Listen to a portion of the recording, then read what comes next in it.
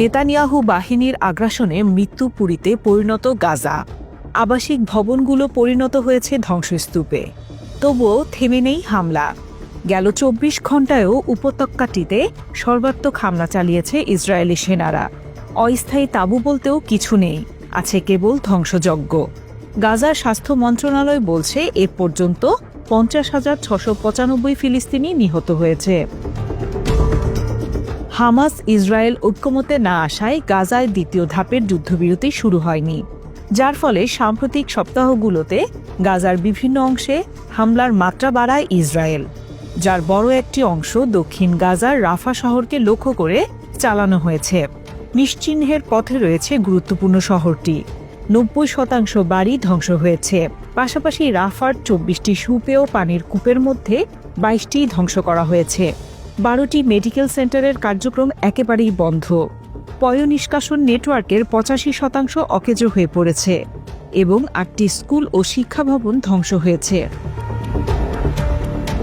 গাজার হামাস নিয়ন্ত্রিত সরকারের গণমাধ্যম কার্যালয়ে বিবৃতিতে বলা হয়েছে, দক্ষিণ গাজার রাফা অঞ্চলে ইসরায়েলি হামলায় পরিপূর্ণ মানবিক বিপর্যয় ও বড় আকারের ধ্বংসযজ্ঞ দেখা দিয়েছে, যা জীবনযাপনের সব রকমের প্রক্রিয়াকে স্তিমিত করেছে।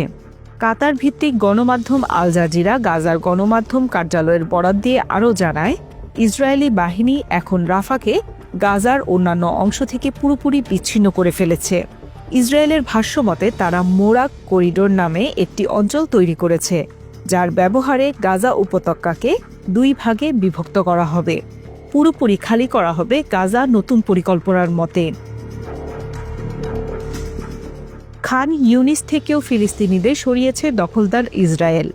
দের আল বালাহ সহ ৫টি শহর ছাড়তে বলা হয়েছে বাসিন্দাদের। নিরস্ত্র বেসামরিক ব্যক্তি আর শিশুদের ওপর ভয়াবহ গণহত্যা চলছে। এদিকে ইসরায়েলের কারাগারে ১৭ বছর বয়সী এক ফিলিস্তিনি কিশোরের মৃত্যু হয়েছে অপুষ্টিতে।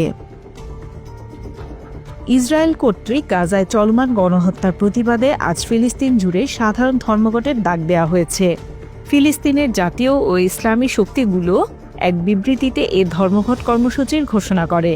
তারা আশা করছে ন্যায় বিচার ও মানবাধিকার নিয়ে সোচ্চার আন্তর্জাতিক প্ল্যাটফর্মগুলো এ কর্মসূচির সঙ্গে একাত্মতা প্রকাশ করবে। এরই ধারাবাহিকতায় আজ বিশ্বজুড়ে চলছে the world stop for Gaza no work no school কর্মসূচি।